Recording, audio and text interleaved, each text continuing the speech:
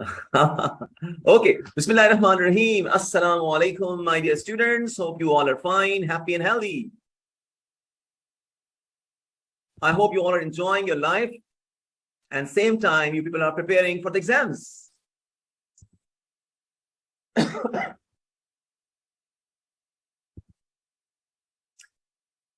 My dear students, topic that I'm going to begin is outline.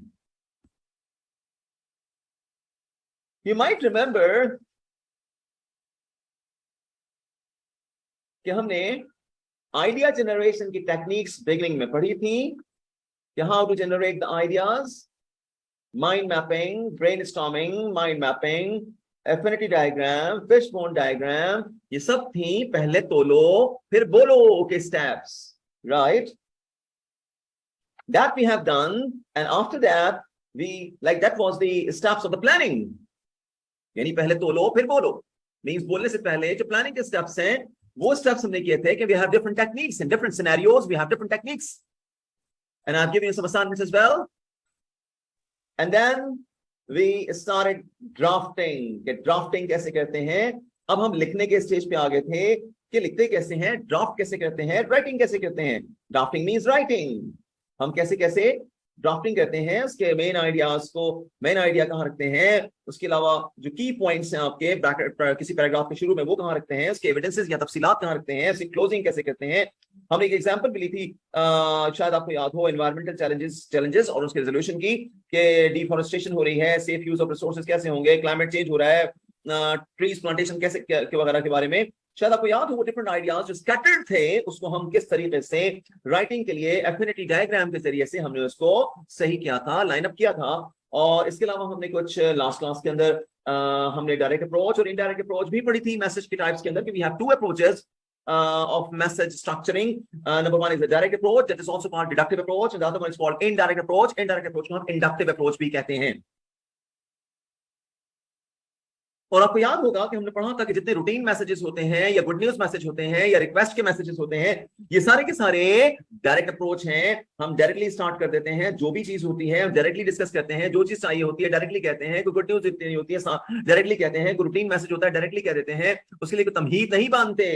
जबकि अगर हमारे पास bad news message हो तो ये इनडायरेक्ट अप्रोच है, यानी बैड न्यूज कभी भी डायरेक्टली नहीं दी जाती. बैड न्यूज के लिए पहले अगले का माइंड मेकअप किया जाता है, पहले कुछ न्यूट्रल तरीके से जनरल बात की जाती है, अगले का माइंड मेकअप किया जाता है, कुछ बफर स्टेटमेंट होता है, कुछ न्यूट्रल किस्म की स्टेटमेंट्स होती हैं, कुछ जनरलाइज डिस्कशन होता है, फिर उसकी कुछ एक्सप्लेनेशन देते हैं, अगले का माइंड बनाते हैं, और जब माइंड बन जाए उसके बाद फिर हम देते हैं bad news. Do you remember all what we have discussed in the previous class, right? So और फिर फाइनली हम क्लोजिंग कर देते हैं उस मैसेज की, बैड न्यूज देने के बाद फिर हम कर्टेसी क्लोजिंग करते हैं. और इसी तरह से जब हम कोई सेल्स लेटर टाइप की चीजें करते हैं, जहां सेल्स कर रहे हो, सेल्स इतनी आसान चीज तो नहीं है. आप किसी को कुछ चीज बेचते हैं तो आपको कन्विंस करना पड़ता है, मोटिवेट करना पड़ता है, गाइड करना पड़ता है, इंस्पायर करना पड़ता है, अट्रैक्ट करना पड़ता है, परसुएट करना पड़ता है.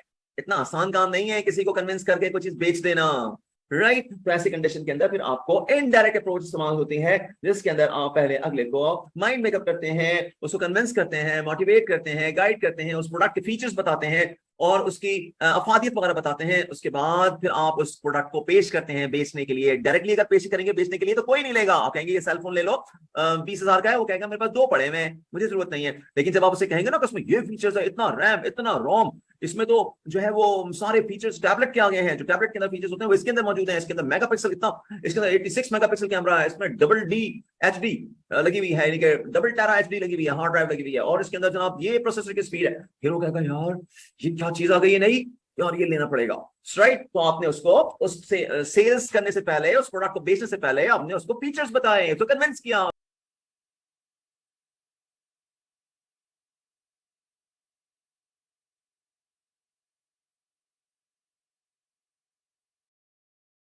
उसको परसुएट किया, मोटिवेट किया, गाइड किया, टीच किया, और फिर अल्टीमेटली वो आपसे कन्विंस हो गया और ले लिया उसने. न सिर्फ उसने वो सेल फोन आपसे ले लिया, बल्कि कल को उसने 2 दोस्तों को और लेकर आ गया कि मैंने यहां से लिया था. क्यों? इसलिए कि वो कन्विंस हो चुका है, और कन्विंस होने के बाद उसने और लोगों को भी कन्विंस किया है कि क्या जबरदस्त किस्म की प्रोडक्ट मार्केट में आई है, राइट? कि ये तो यार सेल फोन कम और पूरा कंप्यूटर है. सो माय डियर स्टूडेंट्स, ये बेसिकली इनडायरेक्ट अप्रोच के अंदर हमेशा आपको अगले को पहले माइंड मेकअप करना पड़ता है, कन्विंस करना पड़ता है, तब जाके वो लेता है। तो इसलिए हम इसको इनडायरेक्ट अप्रोच इसलिए तो कहते हैं कि आप डायरेक्टली कुछ पेश मत करेंगे, ये लीजिए जनाब, राइट, बल्कि आप उसको पहले कन्विंस करेंगे, उसको मोटिवेट करेंगे, गाइड करेंगे, टीच करेंगे, इंस्पायर करेंगे, परसुएट करेंगे, तब जाके वो आपका कस्टमर बनेगा। जनाब आजकल के दौर में वैसे भी अगर आप किसी से उम्मीद लगाए हुए हैं कि वो आराम से आपका काम कर देगा, तो इतना आसान काम नहीं है। ही सीधी उंगली से इतने आराम से आमतौर से नहीं निकलता। हमने हमें हमें अक्सर किसी से काम लेने के लिए थोड़ी सी कुछ प्लानिंग करनी पड़ती है, कन्विंसिंग पॉलिसीज तैयार करनी पड़ती हैं, और उसको मोटिवेट करना पड़ता है, तब जाके वो हमारा कस्टमर बनता है, राइट। सो इसलिए मैंने कहा कि जब हमारे पास कोई बैड न्यूज मैसेज हो और या कन्विंसिंग मैसेजेस करने हो, तो ऐसी सूरत के अंदर हमें अगले को कन्विंस करना होता है। ये सब कुछ हमने पढ़ लिया है। ये कहां पे? ये हमने पढ़ा है यहां पे, ये देखिए, राइट। लास्ट क्लास की ये एग्जांपल्स थी। रूटीन मैसेजेस डायरेक्ट मैसेज होते हैं। रूटीन मैसेज में डायरेक्ट मैसेज भी शामिल है, कोई गुड न्यूज मैसेज है वो भी शामिल है, रोजमर्रा के किसी को कोई, फिर वो इनडायरेक्ट अप्रोच कहलाती है। इनडायरेक्ट अप्रोच में पहले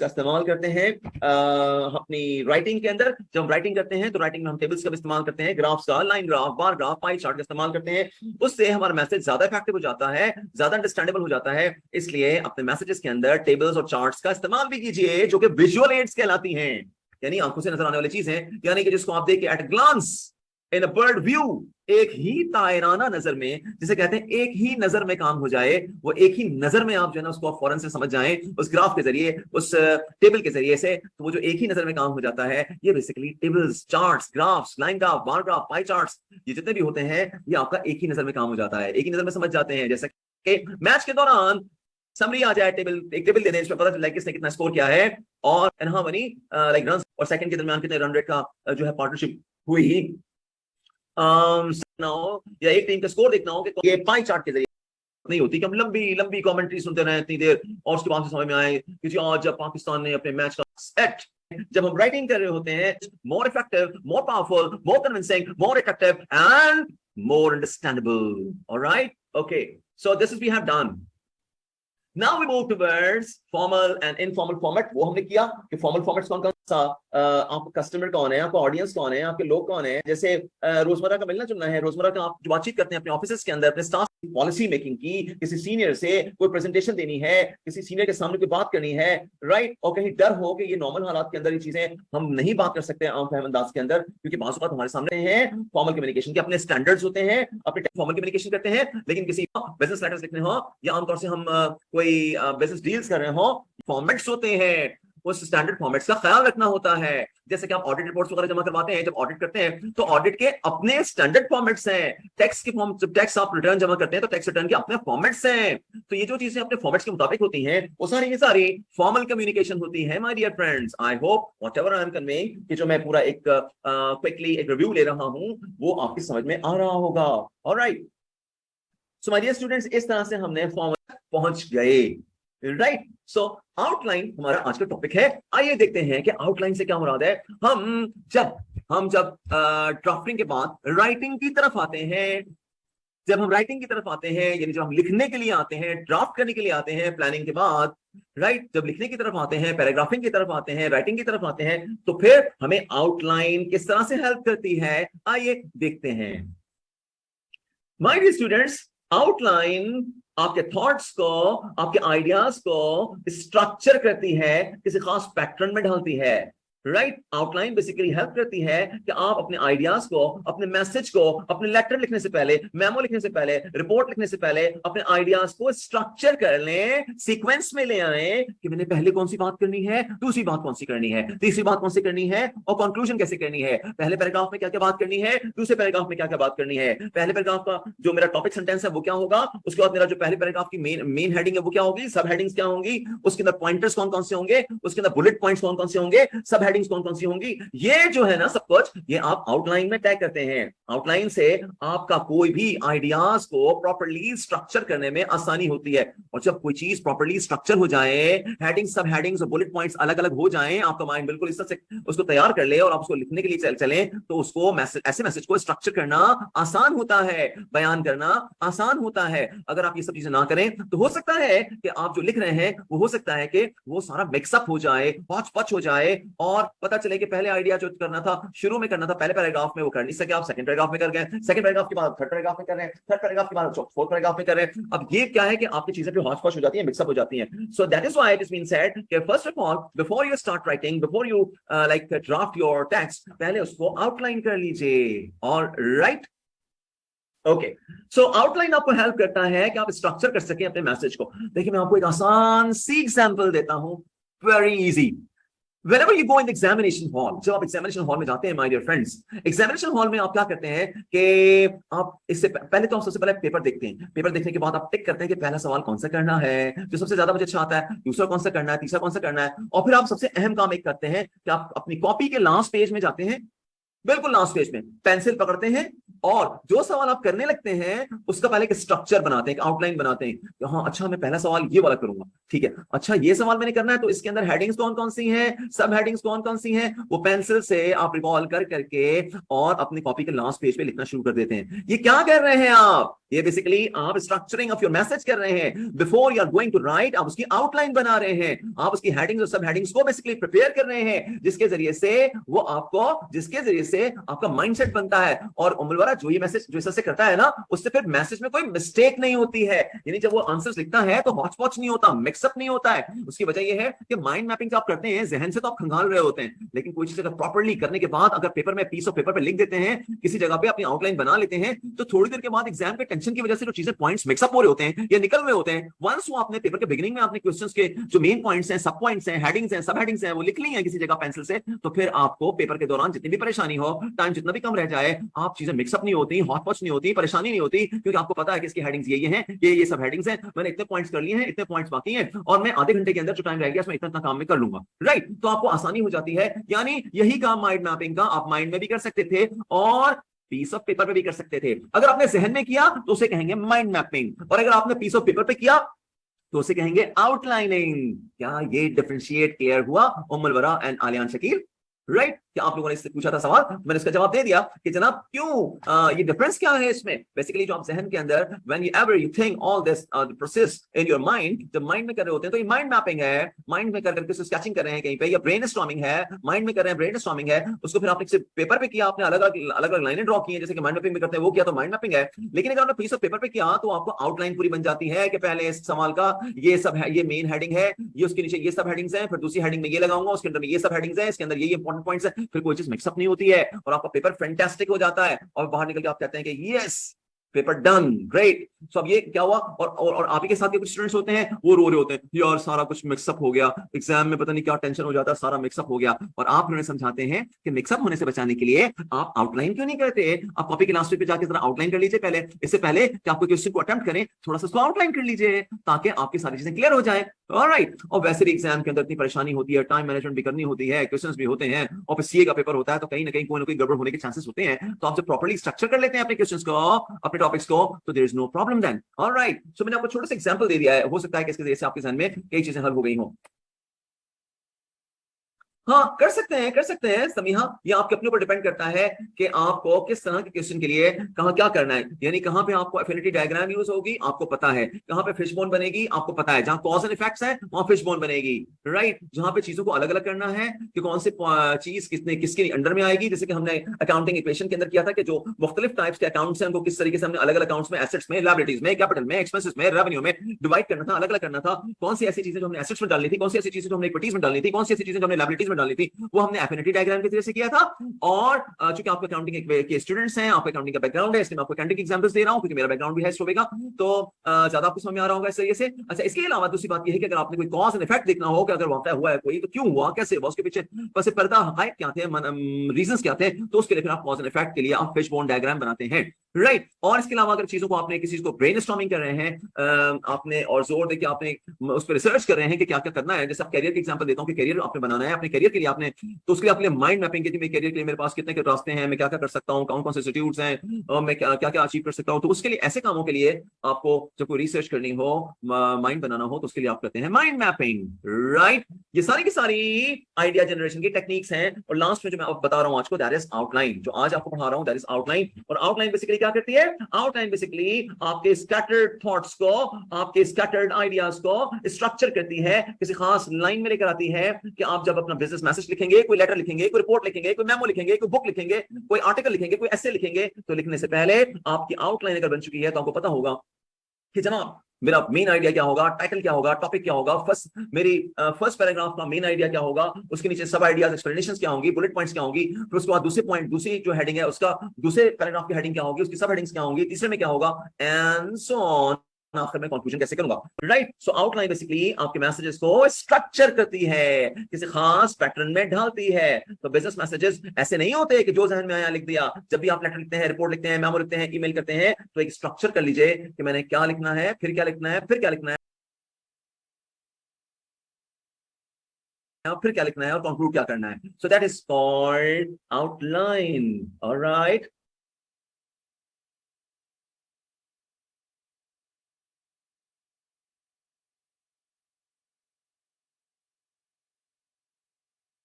आउटलाइन के बहुत सारे एडवांटेजेस हैं, आइए देखते हैं क्या क्या एडवांटेजेस हैं।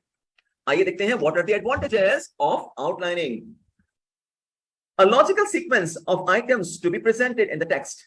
यानी सबसे पहला बेनिफिट तो ये है, सबसे पहला जिसका फीचर है वो ये है कि आउटलाइन के जरिए से हमें एक सीक्वेंस मिल जाता है कि हमने किस सीक्वेंस में, किस लॉजिकल सीक्वेंस के अंदर आइडियाज को पुट करना है, कि पहला आइडिया कौन सा है, दूसरा कौन सा है, तीसरा कौन सा है, and so on. Right structured organization of the information to be presented, यानी हम अपना पूरा स्ट्रक्चर बना लेते हैं, ऑर्गेनाइज कर लेते हैं अपने पूरे लेटर को, ऐसे को या मेमो को, रिपोर्ट को, कि हमने किस तरीके से प्रेजेंट करना है, लिखना है। Ideas clubbed together with in the main point, जो आपके आइडियाज होते हैं, जहां जहां जिस जिससे आइडिया लिंक होता है उसका क्लब कर लेते हैं, ज्वाइन कर लेते हैं, ताकि मिलते जुलते ज्वाइंट्स एक जगह आ जाएं और दूसरे मिलते जुलते ज्वाइंट्स एक जगह आ जाएं। इस तरीके से आपके पैराग्राफ डेवलपमेंट हो जाए। राइट मुख्तलिफ चीजों को एक पैराग्राफ में नहीं रखते, मिलती जुलती चीजों को एक पैराग्राफ में रखते हैं। राइट और उसके बाद conceptual design of the overall organization of the written message, यानी हमें आउटलाइन के जरिए से कॉन्सेप्चुअल डिजाइन बन जाता है कि हमने किस तरीके से अपने मैसेज को ऑर्गेनाइज करना है। दूसरी बात यह है कि एक्चुअल मैसेज को ड्राफ्ट करने से पहले हमारे जो एक थिंकिंग अपॉर्चुनिटी है, किसी चीज को प्रॉपर्ली क्लियर करना है, वो हो चुका होता है। Things are like clear in the beginning, यानी कई दफा ऐसा होता है कि लिखते गए लिखते गए लिखते गए लिखते गए, और पूरा 40 मिनट्स 45 मिनट्स हमने एक क्वेश्चन किया, और पूरा क्वेश्चन करने के बाद हमारे जहन में ये ख्याल आया उमुल वरा, क्या कि oh my god, O M G, ये क्या हुआ, ये सवाल नहीं था, ये मैंने क्या किया, ओ माय गुडनेस। एक तो मेरा पौना घंटा 40-45 मिनट चले गए, माइनस हो गया मेरे पेपर से, और ऊपर से कि उस पहला ही क्वेश्चन गलत चला गया, जो कि बड़ी बैड रैप हो देगा मेरे पेपर के अंदर, कि पहला ही पेपर सवाल से गलत कर दिया था, टाटा पीडी नजर आएगी। अब क्या हुआ, क्या इससे अच्छा नहीं था मोहम्मद वरा कि आप उसको पहले से कर लेते और उसकी आप एक आउटलाइन बना के चेक कर लेते कि जो मैं करने जा रहा हूँ क्या सही है, आप थोड़ी थोड़ी सी वर्किंग कर लेते, ब्रेनस्टॉर्मिंग कर लेते, माइंड मैपिंग कर लेते, थोड़ी सी आप आउटलाइनिंग कर लेते टॉपिक के लास्ट पेज में जाके, तो फिर आपके साथ ये नहीं होता। This is the reason behind, जिसकी वजह से हम ये सब चीजें पहले करते हैं, यानी पहले तोलो फिर बोलो, इसीलिए करते हैं कि बाद में फिर तोलो बोलो का वक्त नहीं रहेगा, बल्कि आपके घूम जाने का वक्त आ जाएगा कि यार अब मेरा पेपर गया, हाथ से निकल गया, टाइम भी कम रह गया है, क्वेश्चन भी पूरे नहीं कर सकता, और टीचर को जो चेक करने वाला है, चेकर है, उसके ध्यान में पहले ही आएगा कि यार पहले ही क्वेश्चन क्या कर दिया। राइट तो ये इस चीज से बचने के लिए व्हाट यू डू, आप इसके लिए बेहतर है कि पहले आउटलाइन कर लिया करें। आई होप कि मैं आपको अपने इस आइडिया से कन्विंस करने में कामयाब हुआ हूंगा, कि बजाय इसके कि मिस्टेक्स हों और आप बाद में परेशान हो, क्योंकि मैंने बहुत से लोगों को देखा है कि क्लास बड़ा खुशी खुशी निकलते हैं अंदर से, जब बाहर निकल के देखते हैं तो कई साथी बता रहे होते हैं इसका ये थोड़ी था, इसका तो ये था, अच्छा ये फिर बाद में पता चलता है, लेकिन जनाब अब काम टाइम गुजर चुका होता है। इसी तरह से पेपर में से आधा पौना घंटा जाया करके कुछ और करके उसके बाद होश आ रही होती है कि यार ये क्या हुआ, ये भाई करो थी यार, ये करो थी, ये मैंने क्या कर दिया, ये तो मेरा काम सारी गड़बड़ हो गई है। Right okay so outline is done, कि आउटलाइन की क्या क्या आपको बेनिफिट्स मिलते हैं। Alright that's great. Okay, now essential points to consider for outline includes क्या क्या एसेंशियल पॉइंट्स हैं आउटलाइन के लिए? Number 1, list the main ideas और पॉइंटर्स एंड रैंक देम। सबसे पहले आप जनाब अपने तमाम आइडियाज को लिख लीजिए पेपर पे और उसको फिर लिस्टिंग कर लीजिए कि पहले आइडिया कौन सा आएगा, फिर कौन सा आएगा, उनकी रैंकिंग कर लीजिए इन पॉइंटर्स की कि पहले हेडिंग कौन सी है, दूसरी हेडिंग कौन सी है, पहले हेडिंग के अंडर में सब हेडिंग कौन सी है, दूसरी हेडिंग कौन सी है।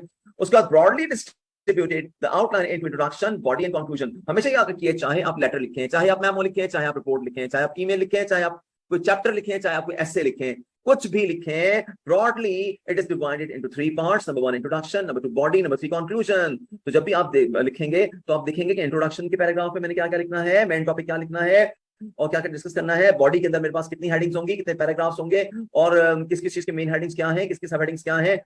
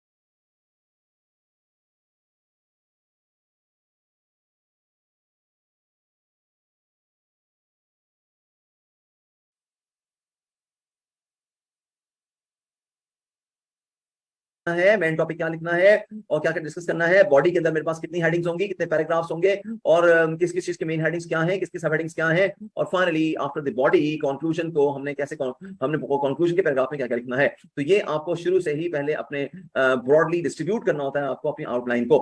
Number 3 point, put thesis, put, Hindi वाला पुट नहीं है, राइट, ये इंग्लिश वाला है। Put thesis or topic sentences in a logical sequence as sub bullet pointers. यानी what you need to do that thesis your topic sentence जो होता है उसको logical sequence में मेंशन किया जाता है। Put thesis और topic sentence जो सबसे अहम चीज होती है किसी भी essay की, किसी भी मैसेज की, वो topic sentence होता है, thesis statement भी कहते हैं, उसको logical sequence में लेके जाना है सब bullet pointers के अंदर। यानी हर एक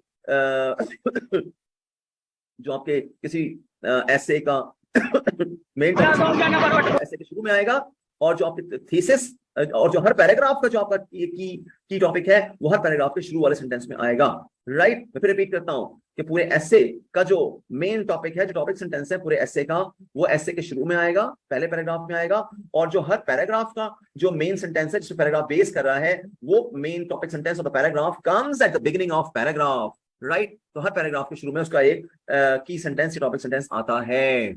All right, okay. And supporting ideas within the each sub bullets. हमेशा याद रखिए कि मेन पॉइंट्स आपके जो आपने शुरू में बयान किए हैं उसके बाद उसके सब बुलेट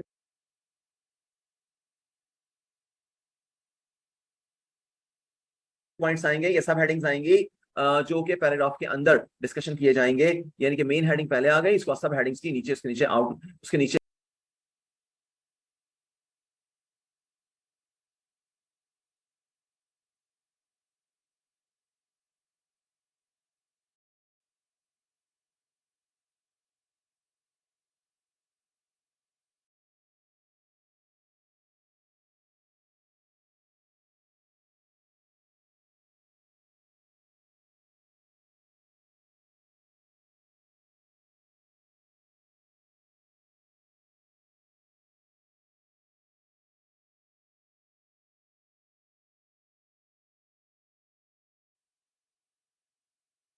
बुलेट पॉइंट्स बनते चले जाएंगे, राइट। तो this is the way how we write. अब आइए देखते हैं इसको, अब हम यहां इसको प्रैक्टिकली डेमोन्स्ट्रेट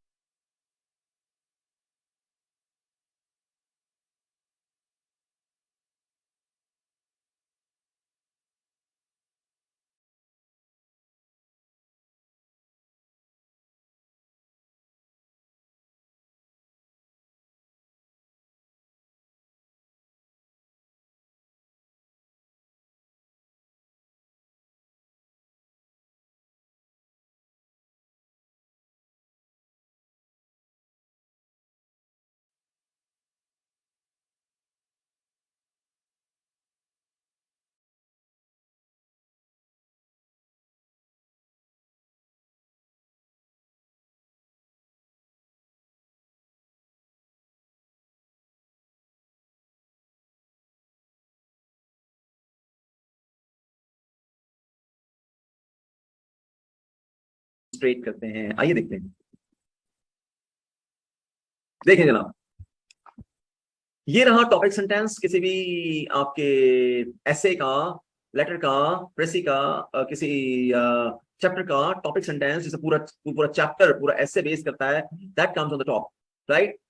ऑलराइट,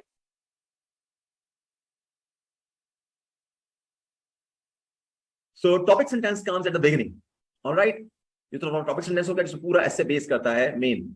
उसके बाद आ गया आपकी main heading number 1, main heading number 1, और नीचे यहां ये 2 जो नजर आ रहा है, जहां कर्सर है, यहां मेन हेडिंग नंबर 2 है, राइट।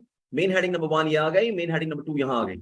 अब मेन हेडिंग के अंडर में जो सब पॉइंटर्स हैं, जो सब हेडिंग्स हैं, वो ए और बी आ गई फर्स्ट पैराग्राफ की। सेकंड पैराग्राफ की जो सब हेडिंग्स हैं जो वो ए और बी आ गई, डन। यानी टॉपिक सेंटेंस ऊपर आ गया, 1 और 2 ये तो आपकी हेडिंग्स हो गई, मेन हेडिंग्स। हेडिंग्स के अंडर में ए और बी सब हेडिंग्स हो गई, राइट। तो ये पहले पैराग्राफ की सब हेडिंग्स आ गई ए और बी, फिर ये सेकंड पैराग्राफ की ए और बी सब हेडिंग्स आ गई, डन, ठीक है। तो मेन हेडिंग्स और सब हेडिंग्स आ गई, और उसके बाद हम पहली सब हेडिंग, जो पहले पैराग्राफ की पहली सब हेडिंग है, उसके अंदर में जो बुलेट पॉइंट्स होंगे, बुलेट्स होंगी 1 और 2, वो यहां आ गए। दूसरे पैराग्राफ की जो सेकंड हेडिंग है, सब हेडिंग है, उसके अंडर में जो बुलेट पॉइंट्स आएंगे वो यहां आ गए। इसी तरह से हमने सेकंड मेन हेडिंग पे गए। सेकंड मेन हेडिंग की दो सब हेडिंग्स है, ए और बी। अब इस पहली सब हेडिंग ए के अंडर में दो बुलेट पॉइंट्स हैं, और इसी तरह से सेकंड मेन हेडिंग बी के जो सब हेडिंग्स बी है, उसकी जो बुलेट पॉइंट्स है वो 1 और 2 है। Right, is this okay? Is this all clear? बात समझ में आ गई? Everybody understood? All right, great class. Wonderful students. Quick learners. All correct. Okay. That's called all correct. जो निकला है ये निकला ही okay से है. Okay short form उसी के है. All correct. Thank you Samiha. So nice of you. God bless you. बहुत सारी दुआएं आपके लिए. Okay, right. So अब हम चलते हैं. देखें, हमने ये essential points देखे थे. इन essential points को पढ़ के हमने क्या किया? हमने इन एसेंशियल पॉइंट्स को पढ़ के ये वाले इन एसेंशियल पॉइंट्स को पढ़ के हमने इसको इंप्लीमेंट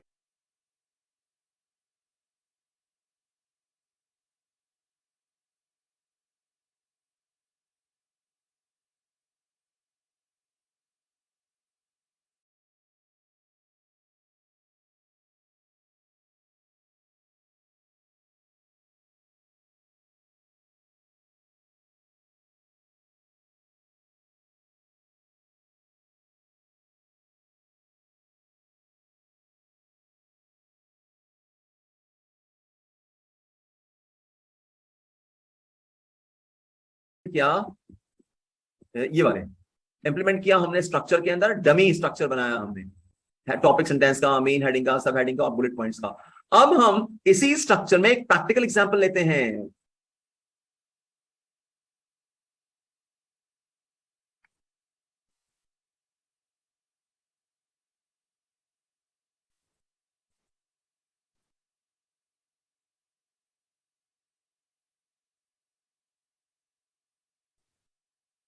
यहां मेरे पास एक सवाल आया है, वो कि मैं आगे निकल गया हूं, लेकिन चले उन्होंने फिर मुझे पकड़ के पीछे ले गई हैं।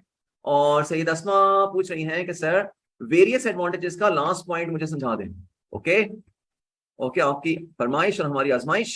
वेरियस पॉइंट्स का ये रहे वेरियस एडवांटेजेस, ये, और वेरियस एडवांटेजेस का ये रहा लास्ट पॉइंट, ये दिस वन। ये पूछ रही हैं हमारी सैयदा अस्मा साहिबा। सैयदा अस्मा, हमारा जो लास्ट पॉइंट है वेरियस एडवांटेजेस का, वो ये है कि एक एडवांटेज हमें ये भी है, इट इज कि जब आप आउटलाइन बनाते हैं, दैट मींस कि making an outline is providing you an opportunity. आपको एक अपॉर्चुनिटी देता है, आपको एक सहूलत देता है किसी चीज की, to think through the draft before commencing the actual message. इससे पहले कि आप एक्चुअल मैसेज को लिखें या फाइनलाइज करें, आप बेसिकली आउटलाइन के जरिए से अपने मैसेज को ड्राफ्ट कर लेते हैं, और ड्राफ्ट करने के बाद, अपने आउटलाइन के जरिए से ड्राफ्ट करने के बाद देख लेते हैं कि कौन सी चीज कहां पर आ रही है, क्या वो फिट है या वेस्ट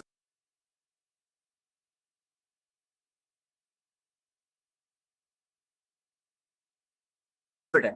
तो इससे पहले कि मैसेज आप भेजें और चीजें हौच पौच हुई हुई हो, बेहतर है कि आप आउटलाइन के जरिए से चेक कर लें कि जनाब जो चीजें मेरे सलीके से जहां जहां रखनी थी वहीं पर रखी हुई है, या आगे पीछे तो नहीं हुई गई। तो आपको ड्राफ्ट से पहले ही एक अपॉर्चुनिटी मिलती है कि आप अपना माइंड मेकअप कर सकें कि जनाब मेरा मैसेज, जो एक्चुअल मैसेज जाएगा, वो किस स्ट्रक्चर में जाएगा, उसकी क्या पोजीशन है। तो कई लोग इसको देखते नहीं है, जो जहन में आया लिखा और धड़ करके भेज दिया, और अल्टीमेटली बाद में फिर प्रॉब्लम्स आते हैं। Right, okay, I hope this is clear. अच्छा माय डियर स्टूडेंट्स, ये तो थी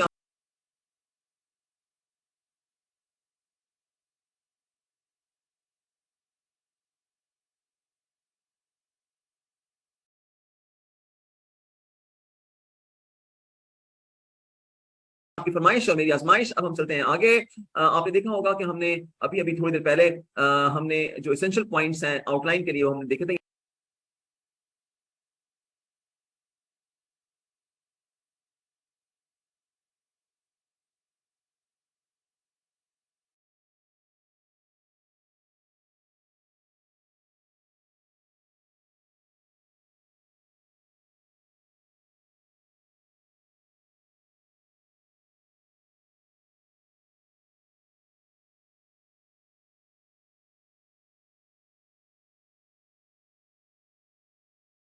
थ्योरेटिकली ये थ्योरेटिकल पॉइंट्स हमने स्टडी किए थे, और फिर हमने क्या किया कि हमने इस लाइनों के जरिए हमने बुलेट पॉइंट्स बनाई कि टॉपिक सेंटेंस कहां पर आएगा, मेन हेडिंग कहां पर आएगी, सब हेडिंग्स कहां पर आएंगी, और बुलेट पॉइंट्स उनके कहां कहां कैसे कैसे आएंगे। ये मैंने आपको फिर उस चीजों को यहाँ एक डमी एग्जाम्पल के अंदर आपको सेट करके दिया या समझाने की कोशिश की। आइए देखते हैं अब हम एक प्रैक्टिकल एग्जाम्पल।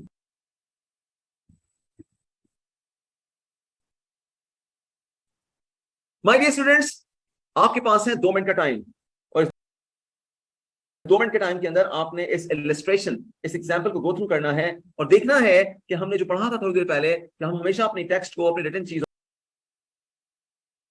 को 3 हिस्सों में कम से कम डिवाइड करते हैं। एक इंट्रोडक्शन, दूसरा बॉडी, तीसरा conclusion, right.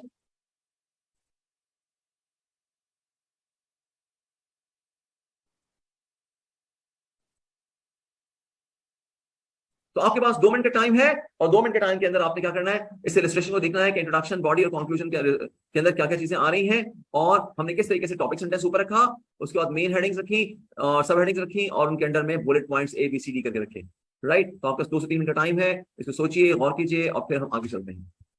And your time starts now. 3 minute का टाइम है to understand it. My dear students, hope you all have done this exercise.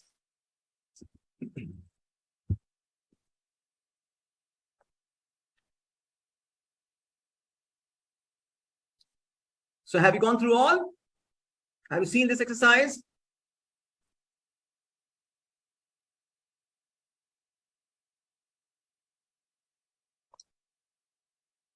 Okay. So now I would like to explain it. देखिए, topic sentence क्या है इसका? This is the topic sentence. Report regarding sustainable ecosystem. ये कहां पर आ जाएगा? ये आ जाएगा सबसे टॉप पे, मींस ये टॉपिक की जगह पे आ जाएगा कि टॉपिक क्या है आपका। डन हो गया? ओके, यहां पर। ऑलराइट, ओके, ये हो गया आपका टॉपिक सेंटेंस। अब हमने इस टॉपिक को 3 हिस्सों में डिवाइड किया है।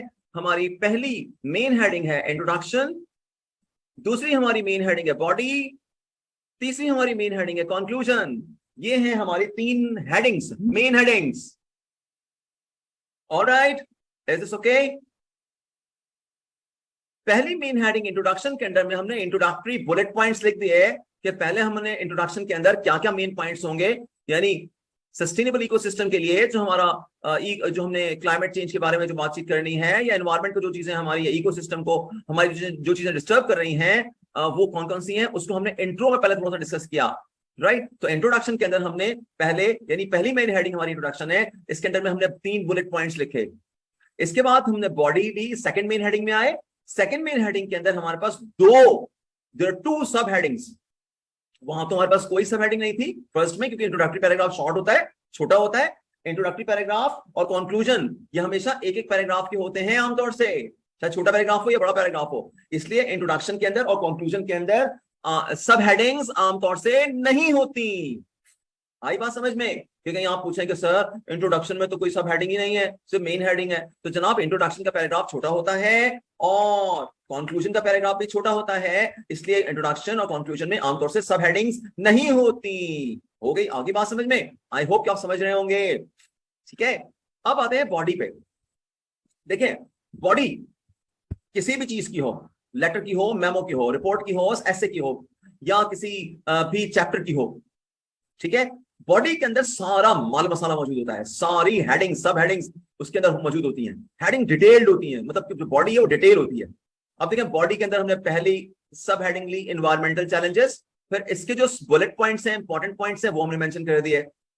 हमने पहले चैलेंजेस डिस्कस किए, उसके बाद हमने सेकंड पैराग्राफ के अंदर उसका रेजोल्यूशन, उसका हल क्या है, वो सब हेडिंग बनाई। सब हेडिंग लगा के फिर उसके जो आपके जो रेजोल्यूशन है, उसके जो हल हैं कौन कौन से, वो 3 हल हमने दे दिए यहाँ पे, राइट। यानी कि मेन हेडिंग बॉडी है, तो एनवायरमेंटल चैलेंजेस सब हेडिंग है और रेजोल्यूशन भी सब हेडिंग है।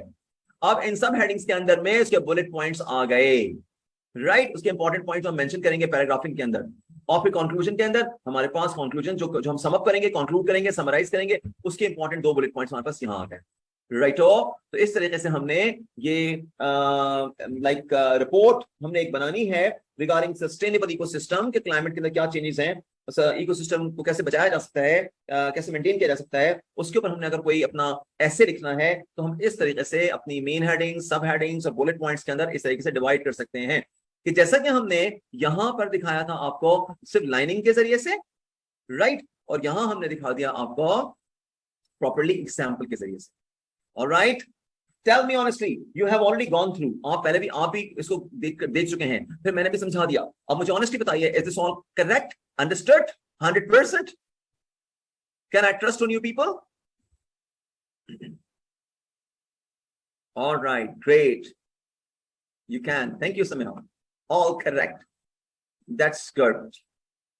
All right, great, nice. So majority has given me feedback. बाकी कुछ लोग तो वैसे ही वेले ही बैठे बैठे होते हैं, वो सोच रहे होते हैं कि बस ठीक है यार, हमने क्या फीडबैक देना, लोग तो दे रहे हैं ना, हमारे हिस्से का काम भी कर रहे हैं, सानू की है, तो फिर वो चुप करके बैठे रहते हैं, वो फीडबैक नहीं देते अपना। हाँ, ना वो यहाँ फीडबैक देते हैं, ना वो वहां पे देते हैं व्हाट्सएप पे। लेकिन जो अच्छे बच्चे होते हैं ना, वो सारे के सारे जवाब फीडबैक देते हैं फौरन से, जब मांगा जाता है फौरन से फीडबैक देते हैं। राइट, ओके, आगे चलते हैं।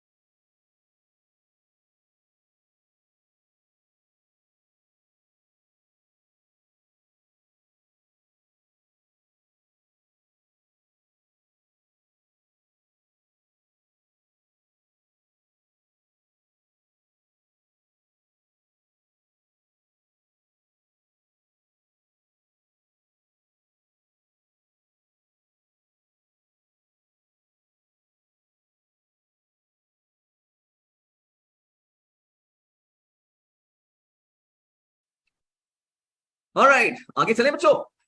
जनाब, इसका मतलब ये हुआ माय डियर स्टूडेंट्स, हमने एक टॉपिक और कंप्लीट कर लिया।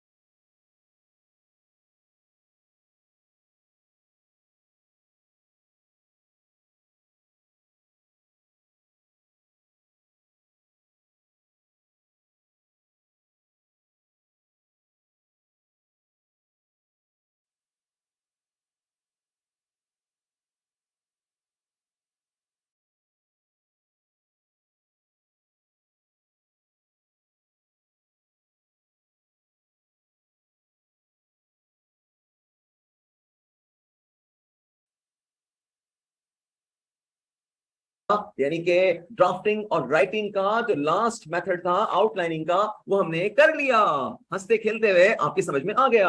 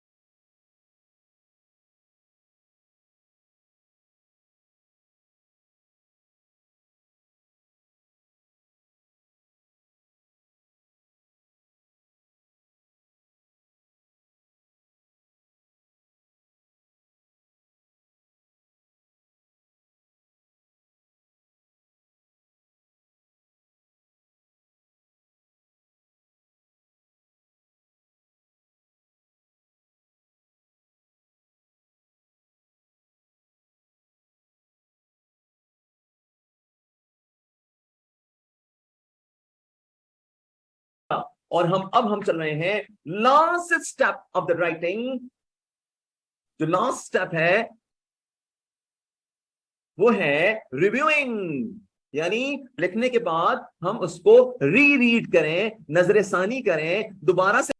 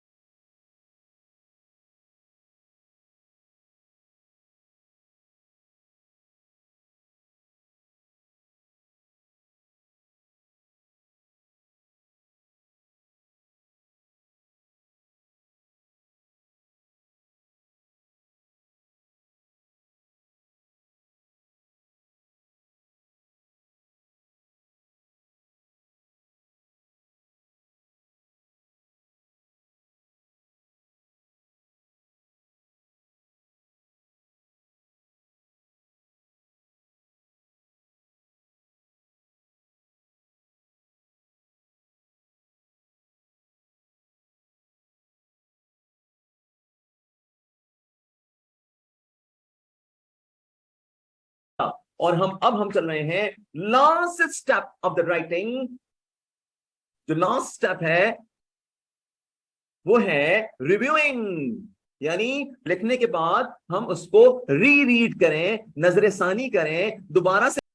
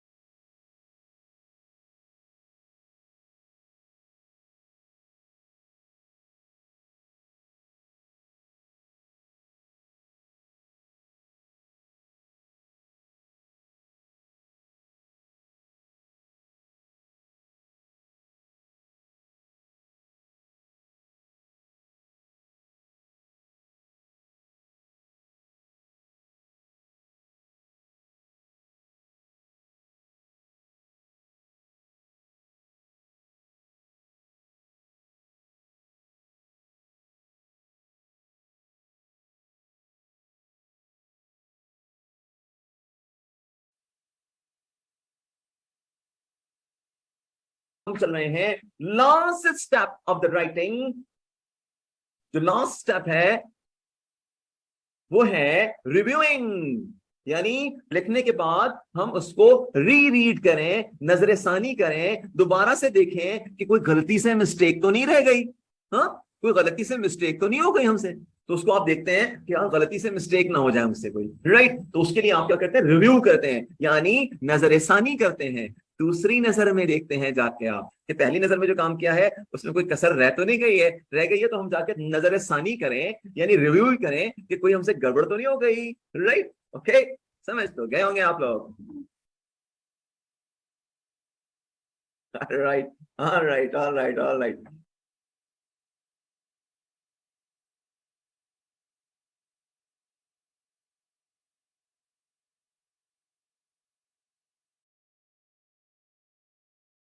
ऑलराइट समीर, ऑलराइट जी, आगे चलते हैं जनाब। रिव्यूइंग, नजर सानी, राइट, ओके। अब हम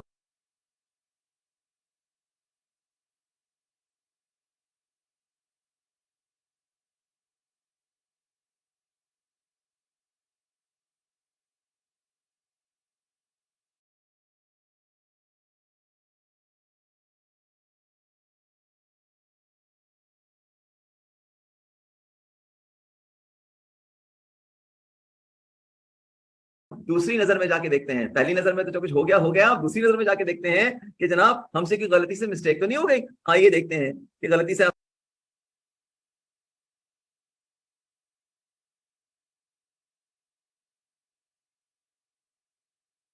आपने क्या मिस्टेक कर दी। जनाब रिव्यूइंग का जो प्रोसेस है वो है क्या? देखिए रिव्यूइंग एक ऐसा प्रोसेस है जिसके अंदर आप जो है वो रिटन जो आपने लिखा है, जो भी लिखा है उसको रीड करते हैं, दोबारा से रीड करते हैं, राइट।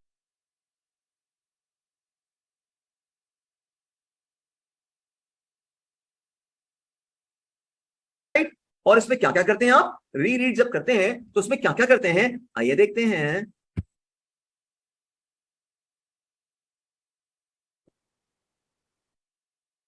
जब आप रीड करते हैं ना तो फिर आप क्या करते हैं,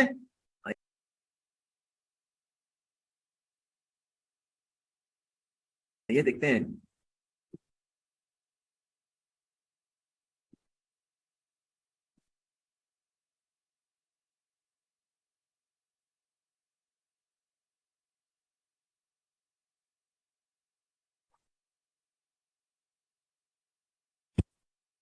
हियर इट इज, राइट। देखिए जरा, जब हम रीड करते हैं, नजरसानी करते हैं, रिव्यू करते हैं, तो ये हमें हेल्प करता है मुख्तलिफ कामों में।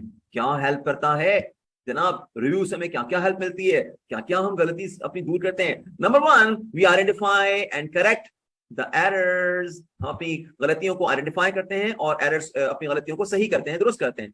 Number two, reduce redundancies. Redundancies कहते हैं रिपीटेशन को। कई दफा कई लोगों की आदत होती है एक बात को बार बार करते हैं, बार बार करते हैं, आटा गूंदते रहते हैं, हिलते रहते हैं, उसी बात को गूंदते रहते हैं। तो उसके लिए क्या करते हैं, इसे कहते हैं रिडेंडेंसीज, के बार बार रिपीट करना। तो हम सेकंड फायदा ये है हमें रिव्यू के अंदर कि हम अपनी रिडेंडेंसीज यानी रिपीटेशन को खत्म करते हैं। जो बात डबल ट्रिपल लिखी हुई हो उसको कट कर देते हैं।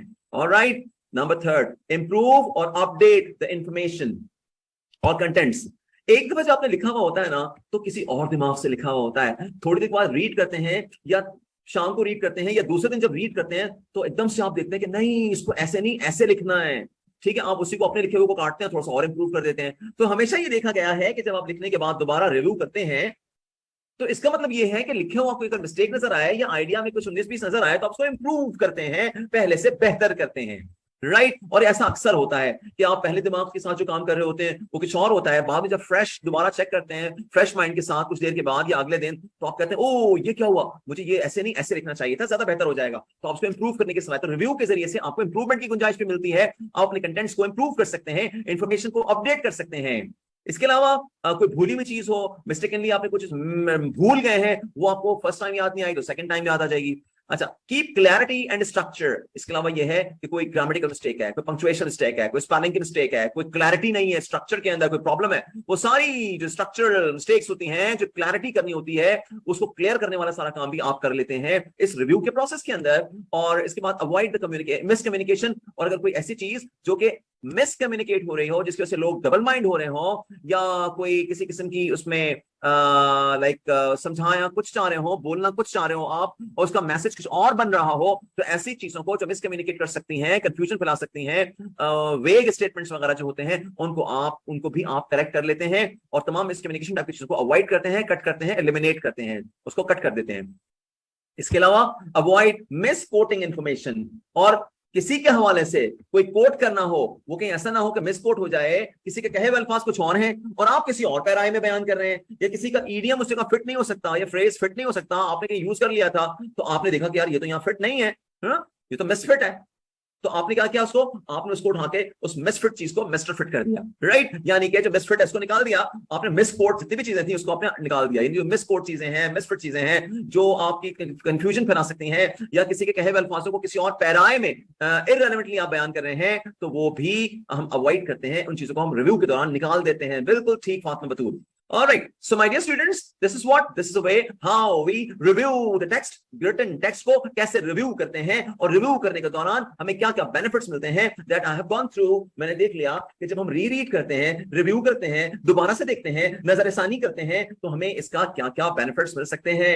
All right, इसके अलावा रिटन कम्युनिकेशन बेसिकली जो होती है ना, वो एक तरह का रिविजन होता है, एक फाइनल स्टेप की तरफ जाने की तरफ हमारा स्टेप होता है। तो हम कैसे ये चाहेंगे कि हम किसी लेटर को, किसी मेमो को, किसी रिपोर्ट को, किसी ईमेल को, किसी चैप्टर को, किसी बुक को, इससे पहले कि वो अपने ऑडियंस तक पहुंचे, अपने लिसनर, अपने रीडर तक पहुंचे, उसके अंदर कोई मिस्टेक रह जाए, अगला पढ़ने वाला क्या बोलेगा कि यार ये किस तरह के लोग हैं कि इसने यार लिखने के बाद रिव्यू भी नहीं किया, नजरसानी नहीं डाली, रीड नहीं किया, और इतनी सारी मिस्टेक्स भेज दी हैं इसने, ये कोई ऐसे लेटर लिखता है। तो असल में बिजनेस के अंदर अगर कोई आपके लेटर्स में मिस्टेक्स हैं, तो इसका मतलब ये समझा जाता है, अगले लोग के पास लेटर जाता है, रिपोर्ट जाती है, वो ये समझते हैं कि यार ऐसे लोगों से क्या काम करवाना जिनके एक लेटर के अंदर 10 मिस्टेक्स निकल रही हैं। ओके फाइन, ये इतने केयरलेस लोग हैं कि यार इनके लेटर राइटिंग भी सही नहीं है, इनके पास इतनी मिस्टेक्स हैं, रिव्यू नहीं कर सकते, इनसे हम ऑर्डर नहीं देंगे, इनको काम इनसे हम नहीं करवाएंगे, ऑर्डर कैंसिल, इनसे नहीं करवा रहे, इनके इतने लापरवाह लोग हैं कि लेटर 2 लाइनें लिख नहीं सकते, उसमें 10 मिस्टेक्स हैं, तो इनसे हमने काम क्या लेना, ये काम भी ऐसे ही करेंगे, इनका काम भी ऐसे ही होगा, इसलिए ऑर्डर कैंसिल, इनसे हमने नहीं लेना।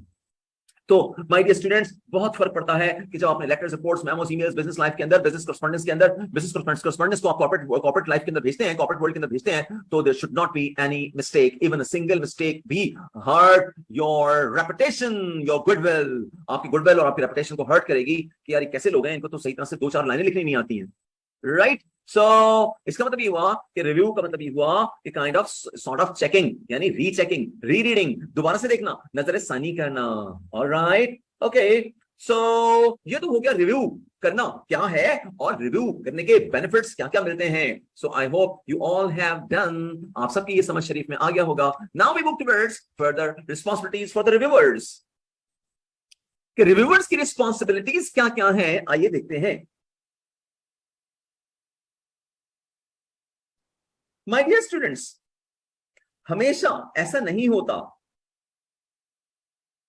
कि आपके रिटन कंटेंट जो है कोई एक्सटर्नल रीडर ही करे और वही गलतियां निकाले। मुख्तलिफ टेक्निक्स हैं, आप खुद रीडर के, राइटर जो खुद है वो खुद भी रीड करके गलतियां निकाले सबसे पहले, या आपका सुपरवाइजर है वो निकाल सकता है, या कोई प्रोफेशनल है वो निकाल सकता है। सो बेसिकली जो भी शख्स होगा, चाहे वो आप खुद हो, चाहे आपका कोई सीनियर स्टाफ हो, चाहे आपके यहाँ कोई बंदा अपॉइंट किया हुआ है जो कि आपके टेक्स्ट को चेक करता है, या चाहे आपके पास कोई वेब बेस्ड सॉफ्टवेयर है, कोई भी सिस्टम हो, रीचेकिंग होनी चाहिए जिसके अंदर आपके spelling check, punctuation check, grammar check, structural mistakes check, आपकी इडियम्स, आपके noun pronoun, adjective verb, adverb का चेक। क्योंकि कई दफा तो लोगों को ये नहीं पता होता कि यहाँ पे नाउन आएगा या एडजेक्टिव आएगा या एडवर्ब आएगा या क्या आएगा, लोगों को पता ही नहीं होता कि भाई कब कोई वर्ड एडजेक्टिव होता है, कब कोई वर्ड एडवर्ब होता है। बेचारे कई लोग तो बहुत कुछ हासिल करने के बाद भी, डिग्रियां लेने के बाद भी बेचारे के बेसिकली जो पहला लेक्चर है पार्ट्स ऑफ स्पीच का, कि noun pronoun, verb, adverb, adjective, adverb, सिर्फ डेफिनेशंस याद होती हैं, लेकिन वो जो वर्ड यूज हो रहा है किसी सेंटेंस के अंदर, क्या उसकी हैसियत क्या है, क्या वो वर्ड एडजेक्टिव है, क्या वो वर्ड एडवर्ब है, क्या वो वर्ब नाउन है, क्या हैसियत से यूज हो रहा है, किस हैसियत से यूज हो रहा है। हमारे यहाँ बड़े बड़े तुरम खान, बड़े बड़े जो राइटर्स हैं बेचारे इस खूबी से महरूम होते हैं, और उन्हें ये नहीं बस बोल रहे होते हैं, लिख रहे होते हैं, राइट, लेकिन ये पता नहीं होता कि जो बोल रहे हैं ये नाउन है, ये एडजेक्टिव है, ये एडवर्ब है, कहां पर एडजेक्टिव आएगा, कहां पर एडवर्ब आएगा, हम किस तरह से कन्वर्ट कर देते हैं एडजेक्टिव को एडवर्ब में, किस तरह से कन्वर्ट कर देते हैं एडवर्ब को एडजेक्टिव में। हालांकि बेसिक्स हैं, पहला लेक्चर है ग्रामर का जिसका नाम है पार्ट्स ऑफ स्पीच, जिसमें हम noun pronoun verb adverb adjective और एडजेक्टिव और एडवर्ब एडजेक्टिव वगैरह, कंजंक्शन इंटरजेक्शन वगैरह पढ़ाते हैं। लेकिन अफसोस, हाय सद अफसोस कि बेसिक्स वीक हैं। कुछ सिस्टम ही कंट्री का ऐसा है कि उसमें एजुकेशन बच्चों की वीक रह जाती है, डिग्रियां आती जाती हैं, नॉलेज नहीं आती, राइट, लैंग्वेज वीक होती है, कुछ नहीं कर पाते बेचारे। इसीलिए फिर जब वो बैठते हैं ऐसे लिखने के लिए, लेटर्स लिखने के लिए, रिपोर्ट्स लिखने के लिए, या किसी इंटरव्यू में जाते हैं, किसी मीटिंग में जाते हैं, तो बेचारे बुरी तरह से फंस जाते हैं, परेशान हो जाते हैं, और ये इनको ऐसा बुरी तरह से फंसाता है कि ये फिर हाथ से बहुत सारी चीजें निकल जाती हैं। Alright, so my dear students, focus on your basic language structures, अपनी लैंग्वेज को स्ट्रॉन्ग कीजिए।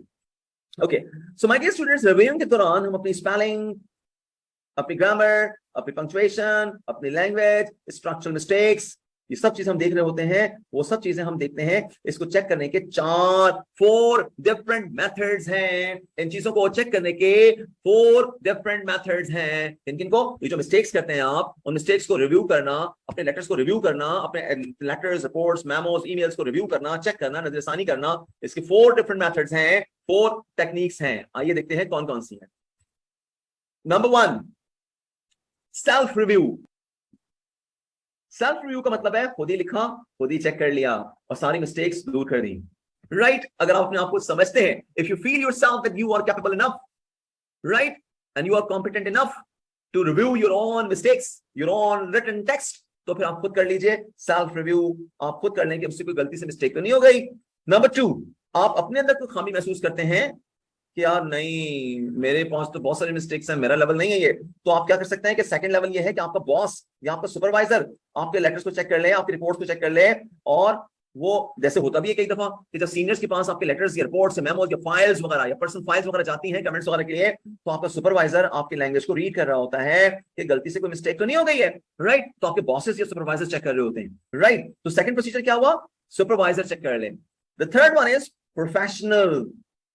My dear students, multinational organizations के अंदर, ये बड़ी ऑर्गेनाइजेशंस के अंदर जो आपके स्टेनोटाइपिस्ट, टाइपिस्ट और स्टेनोग्राफर्स वगैरह अपॉइंट किए हुए होते हैं, ये वो लोग होते हैं जो बॉसेस के साथ, डायरेक्टर्स के साथ उनकी करस्पॉन्डेंस वाले काम कर रहे होते हैं। यानी कि उनके रिटन टेक्स्ट जो लिखा हुआ होता है, जो डिक्टेशन दे देते हैं बॉस, वो उनको अपने पास शॉर्ट हैंड के अंदर नोट करते हैं, फिर टाइपिंग से अपना टाइप करके उसको ले आते हैं और उसको जो प्रॉपरली एक प्रॉपर ड्राफ्ट तैयार करके फाइनलाइज करके बॉस के पास ले आते हैं और वो साइन कर देते हैं और भेज देते हैं। वो फाइल हो या लेटर हो या रिपोर्ट हो या मेमो हो या ईमेल हो या कुछ भी हो। तो ऐसे प्रोफेशनल्स भी होते हैं बाज़ औक़ात आपके पास ऑर्गेनाइजेशंस के अंदर, जो कि आपके लैंग्वेज को और आपकी टेक्निकल मिस्टेक्स जो हैं, या जो आपकी राइटिंग की मिस्टेक्स हैं, या जो आपकी एबिलिटीज हैं कि आपके अंदर 7 C's आपके अंदर स्ट्रांग होनी चाहिए कि आपका लेटर जो है कंप्लीट भी हो, कंसाइज भी हो, क्लियर भी हो, उसमें कर्टेसी भी हो, उसमें कंसिडरेशन भी हो, उसमें तमाम फीचर्स होने चाहिए जो कि ग्रामेटिकल मिस्टेक्स नहीं हो, और जो राइटिंग के प्रिंसिपल्स हैं, जो बेसिक प्रिंसिपल्स ऑफ राइटिंग है 7 C's के, वो आपको आते हो। राइट? आपका इडियोमेटिक एक्सप्रेशंस, आपके phrasal expressions that beautify your language, वो सब चीजें मौजूद हो। इसके लिए फिर आपके पास फिर प्रोफेशनल राइटर्स होते हैं। राइट? These are somehow, कह सकते हैं जैसे आजकल के दौर में कंटेंट राइटर्स नहीं है कि जो दुनिया को बहुत सारे लोग लिखवाते हैं, उनसे क्या कहते हैं, उनसे मखसूस लोगों से अपने असाइनमेंट्स बनवाते हैं, अपने जो है वो थीसिस लिखवाते हैं, एमबीए के थीसिस लिखवा लिए, एमबीए के कोई प्रोजेक्ट्स वगैरह दिए हैं वो बनवा लिए। आजकल के दौर में कंटेंट राइटर्स हैं। तो ऐसे समझ लीजिए कि प्रोफेशनल्स होते हैं जो कि आपकी चीजों को करेक्ट करते हैं, चेक करते हैं कि कोई गलती से मिस्टेक तो नहीं रह गई। राइट? वो प्रोफेशनल्स होते हैं। वो प्रोफेशनल्स क्या करते हैं? वो प्रोफेशनल्स गलतियों को दूर करते हैं, प्रूफ रीड करते हैं और उसकी इंप्रूवमेंट वगैरह का काम करते हैं। और इस तरह से यस, ब्लॉग्स राइटर्स भी होते हैं। Yes, you are right Abdul Aslam and Sadar Khan. तो ये प्रोफेशनल्स जो होते हैं, ये प्रोफेशनल्स के पास टेक्निक्स होती हैं, वो लिख लिख के पढ़ के उनका इंटेलेक्चुअल लेवल बहुत बुलंद हो चुका होता है, तो इसकी वजह से उनकी राइटिंग स्किल्स बहुत शानदार होती हैं। तो समटाइम्स आप लोग प्रोफेशनल्स भी अपॉइंट करते हैं जिनकी लैंग्वेज अच्छी होती है। राइट? ये तो हो गया प्रोफेशनल्स। अब आते हैं 4th नंबर पे, वेब और सॉफ्टवेयर बेस्ड। ठीक है भाई, एक वो शख्स है जो लिखने के बाद खुद चेक करता है, उसे सेल्फ रिव्यूअर कहते हैं। एक वो शख्स है जो कि बॉस है, आपके लिखे हुए को चेक करता है, उसे सुपरवाइजर कहते हैं। एक वो शख्स है जो कि आपने अपॉइंट किया हुआ है स्पेशली अपनी राइटिंग को चेक करने के लिए कि कोई मिस्टेक ना हो, लोगों के लिखे हुए चीजें जितनी भी हो उससे कोई मिस्टेक ना रह जाए, वो प्रोफेशनल्स अपॉइंट किए जाते हैं। और नंबर 4th है वेब और सॉफ्टवेयर बेस्ड चेकिंग। यानी जो भी लिखा है आपने उसमें आपने कोई ग्रामरली टाइप का कोई सॉफ्टवेयर लगाया, जैसे ग्रामरली एक सॉफ्टवेयर है, आप वेब पे देखिएगा, चेक कीजिएगा। अब ग्रामरली का काम यह है कि आपकी ग्रामर, आपकी पंक्चुएशन, आपकी स्पेलिंग, आपकी स्ट्रक्चरल मिस्टेक्स को दूर करके देती है। इसके फ्री वर्जन्स भी हैं और पेड वर्जन्स भी हैं। राइट? तो उसको आपने इंस्टॉल कर लिया और उसके जरिए से आपने चेक कर लिया।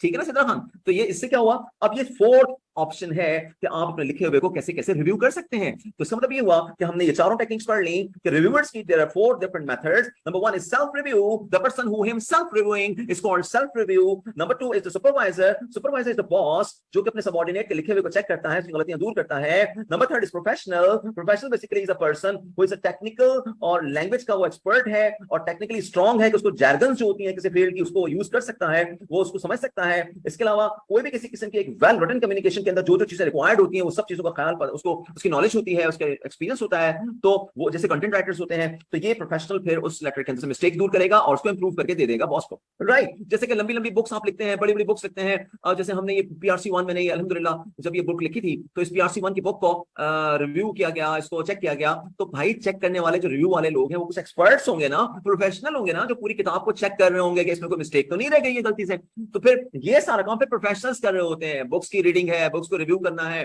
अखबार के अंदर आर्टिकल्स शाया हो रहे हैं, आर्टिकल्स को पब्लिकेशन से पहले चेक कर लेना, कैसा ना हो कि अखबार के अंदर की मिस्टेक्स तो दुनिया पकड़ लेके की आ रही है। कैसे अखबार है कि डॉन के अंदर इतनी मिस्टेक्स आ रही हैं, तो पहले पब्लिकेशन से पहले इसको चेक किया जाता है। रिव्यू का बोर्ड होता है, पूरा एडिटोरियल बोर्ड होता है, रिव्यू का एक बोर्ड होता है जिसको चेक करता है, वो प्रोफेशनल्स होते हैं सारे। I hope you my dear students you understand each and everything. Although, हालांकि मैं थोड़ा स्पीडी जा रहा हूं, लेकिन मुझे उम्मीद है कि मेरे जो स्टूडेंट्स हैं, मेरे दो प्यारे प्यारे स्टूडेंट्स हैं, ये मेरे लेक्चर को हवा के दोष पे बहुत आसानी से समझ पा रहे होंगे कि व्हाट आई मीन टू से। ओके, सो तीसरा हो गया प्रोफेशनल्स, और the fourth one is web और सॉफ्टवेयर बेस्ड। जैसे कि मैंने ग्रामरली की एग्जांपल दी कि कुछ सॉफ्टवेयर ऐसे आते हैं जो कि आपको आपके रिटन टेक्स्ट को चेक कर लेते हैं, उसमें मिस्टेक्स को दूर कर देते हैं। Alright my dears and my nears, so these are the four techniques, Abdullah Aslam. I hope you all understood 100%, बल्कि 110%, बल्कि 200%, बल्कि 1000%. All right.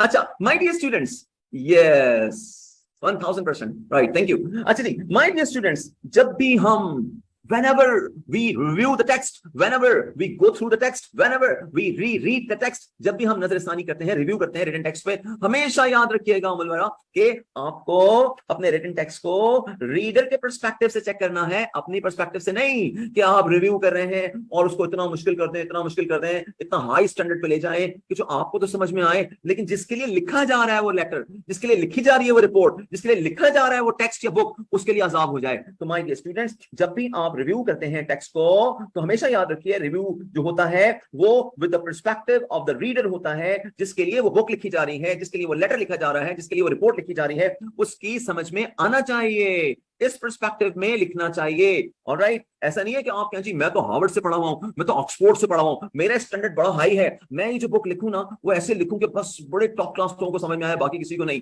तो जनाब, ये बुक तो लिखी गई है उन लोगों के लिए जो कि सीए में जस्ट अभी दाखिल हुए हैं। राइट, ये बुक लिखी गई है उनके लिए जो कि अभी मकतब में दाखिल हुए हैं, नए नए, राइट, नया नया सीए करना शुरू किया है। ये कोई लोग तो इंटरमीडिएट करके आए हैं पाकिस्तान के डिफरेंट बोर्ड से, ये लोग तो ए लेवल्स करके आए हैं डिफरेंट बोर्ड से, राइट, और कैम्ब्रिज से। सो इसका मतलब युवा के वो होना चाहिए लेवल जो कि इनकी समझ में आ सके, इसलिए हमने ये बुक इस लेवल पे लिखी है ताकि आप लोगों की समझ में आ सके। Alright, is this okay? So इनका मतलब ये हुआ अब्दुल्ला अस्लम कि हम जो भी हम रीड करते हैं, नजरसानी करते हैं, रिव्यू करते हैं, वो हम from the perspective of the readers करते हैं, यानी कि वी टारगेट द ऑडियंस, कि हमारे ऑडियंस कौन है, टारगेट ऑडियंस के मुताबिक हम चीजों को लिखते हैं कि यार उनकी समझ में आनी चाहिए। Alright, okay. तो जो भी लिखेंगे वो हमने अपने जहन में, अपने ऑडियंस को जहन में रखना होगा, जिसे पढ़ना है उसको वो जहन में हो कि जनाब हमारे रीडर सेंटर्ड कंटेंट्स हो, जो रीडर से रेलेवेंट हो। राइट, और दूसरा ये कि हम ओरिजिनल ऑब्जेक्टिव को हासिल कर सकें, अपने टेक्स्ट के जरिए, अपने लेटर के जरिए, जिस मकसद के लिए लिख रहे हैं वो ऑब्जेक्टिव हासिल कर सकें। राइट, इसके अलावा we use appropriate language and tone, जो मौजू किस्म की टोन या लैंग्वेज चाहिए, जो वर्डिंग चाहिए, वो हमें यूज करनी चाहिए। ऑलराइट, वो हमें यूज करना चाहिए। Is this okay? Is this all clear? अच्छा, इसके अलावा ये कि रिटन कम्युनिकेशन जो होती है वो हमेशा याद रखिए कि इसके अंदर दो चीजें होती हैं। एक तो ये है कि language, number one is language, और नंबर की लैंग्वेज आपको बिल्कुल ठीक हो, और दूसरा वो जो टेक्निकल वर्डिंग होती है ना, जो जैर्गन्स कहलाती है, जैसे कोई आप इलेक्ट्रिकल इंजीनियर हैं तो इलेक्ट्रिकल इंजीनियरिंग की यूज कर रहे हैं, आप आईटी के अंदर है तो आईटी की टेक्नोलॉजीज यूज कर रहे हैं, आप अकाउंटेंसी के अंदर है तो आप अकाउंटेंसी की टेक्नोलॉजीज यूज कर रहे हैं। राइट, तो ये जो वर्डिंग है, जो टेक्नोलॉजीज है, वो सिर्फ इंग्लिश की लैंग्वेज ही नहीं बल्कि उस फील्ड की टेक्नोलॉजीज को भी देखना होता है कि क्या वो as per need, as per use, as per requirement use हो रही है, कि ऐसा तो नहीं कि कोई लाइक वो टेक्नोलॉजी या वो जैर्गन जो है गलत जगह पे यूज हो रही हो, इसको भी हमने देखना होता है। ऑलराइट, सो ये हो गया रिव्यू के अंदर खास important points. My dear students, इससे पहले कि हम नमाज असर के लिए जाएं, अभी हमारे पास 10 मिनट तकरीबन हैं, हम आइंदा 5 से 7 मिनट के अंदर इस टॉपिक को खत्म कर लेंगे और इस तरह से हमारे चैप्टर का भी इख्तिताम होगा।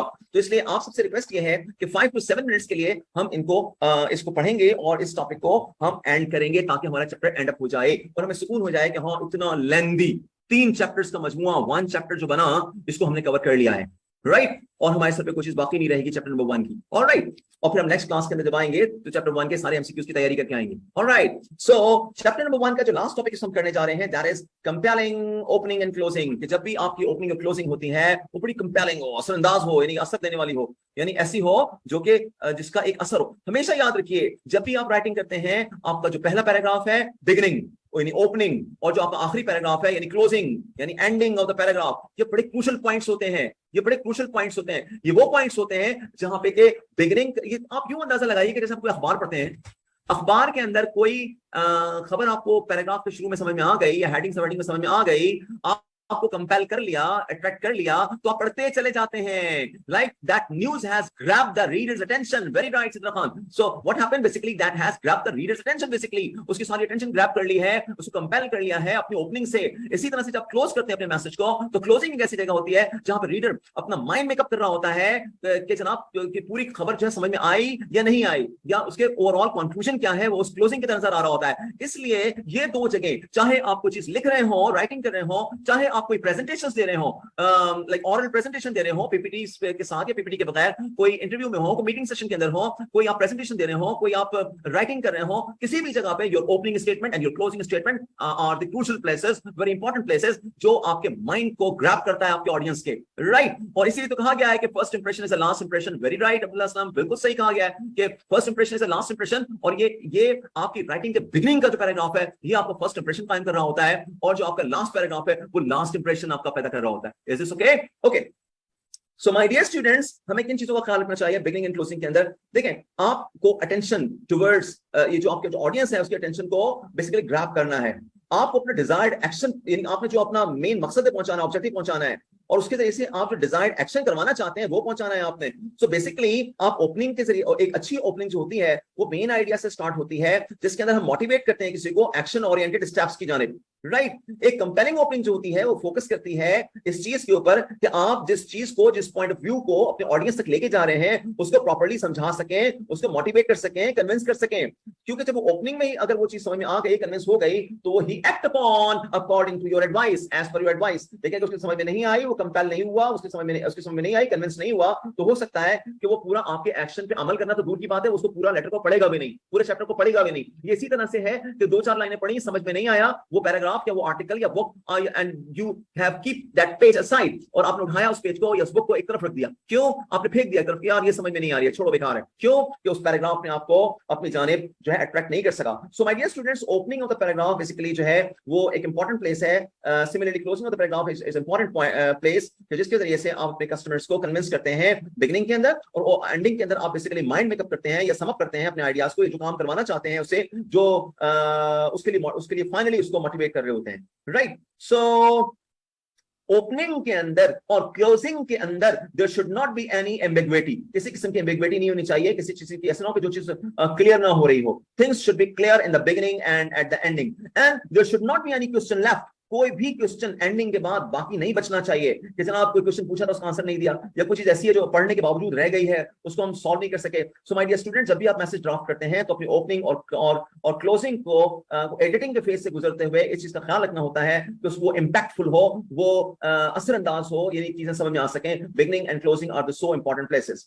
यहाँ एग्जांपल्स दी हुई हैं, आइए इस एग्जांपल के जरिए से हम समझने की कोशिश करते हैं कि कैसे हो सकता है. ये आपके सामने एग्जांपल है, आपके पास 30 सेकंड्स का टाइम है. इस 30 सेकंड के अंदर क्विकली गो थ्रू कीजिए इस एग्जांपल को जो कि स्क्रीन पे आपके मौजूद है. 30 seconds time, be quick.